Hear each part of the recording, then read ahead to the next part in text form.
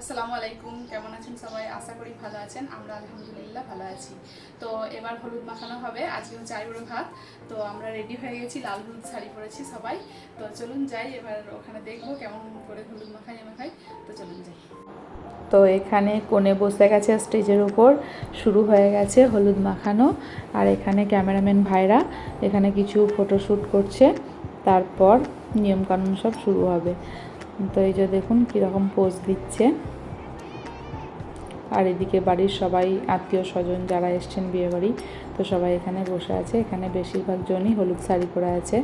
তো এখানে এই যে বিয়ের কিছু নিয়ম সেগুলো করছে। এখানে কনের ভাই এখানে এই যে তেল ঢালছে, আমাদের যেটা বলে তেল হলুদ, তো এটাই এখানে ঢালা হচ্ছে। তো দেখুন কনে একটু ইমোশনাল হয়ে গেছে। এটা হচ্ছে কাকিমা, তো কান্নাকাটি শুরু করে দিয়েছে ওরা। যতই হোক বিয়ে মানে প্রত্যেকটা মেয়ের জীবনে এটা একটা অনেকটা মানে বড় একটা ইমোশনালের জায়গা। তো সেই জন্যে আর কি চোখে জল সবারই আসে। এতদিন মায়ের বাড়িতে থেকে এখানে ছোট থেকে বড় হয়ে কোথাও একটা অন্য জায়গায় বিয়ে হয়ে এখানকার বাসিন্দা শ্বশুরবাড়ির লোকজনের সঙ্গে মানিয়ে গুছিয়ে চলা খুবই কষ্টদায়ক। তো এখানে দেখুন আয়াতুল আর আমি হলুদ দিচ্ছি। তো দেখছি যে ফটো তুলছে, কিন্তু এখানে কেউ একটু গালে একটু রং দিয়ে দেয় নাই, তাই আমি একটু রং দিয়ে দিলাম।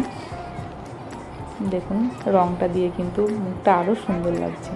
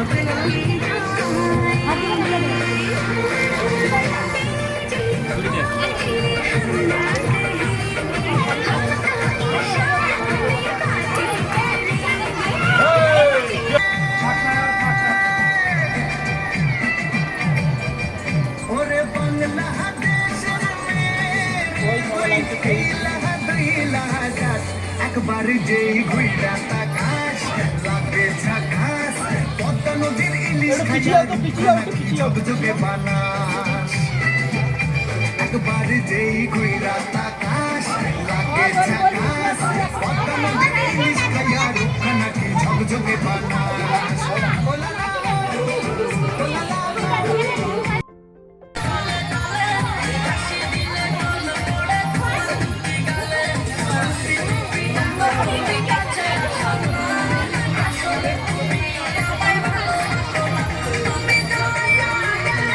আর এদিকে রং মাখামাখি শুরু হয়ে গেছে। আর দেখুন এই পুচকুটা হচ্ছে আমার ছোট কাকার ছেলে। তো কেমন নিজেই রঙগুলো ঢালছে আর নিজেই মুখের মধ্যে মাখছে। তার সঙ্গে এই যে একটা বাচ্চা জুটেছে, তো দেখুন নিজে নিজেই মুখে মাখছে।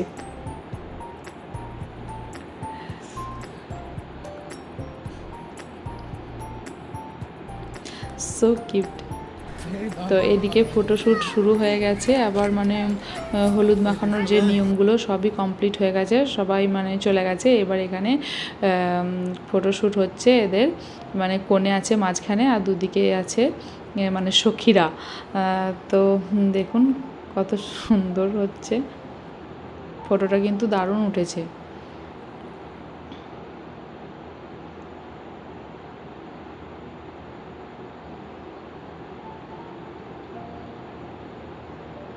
তো কন্যা এখন সখীদেরকে নিয়ে জল আনতে নামছে আর কি পুকুরে।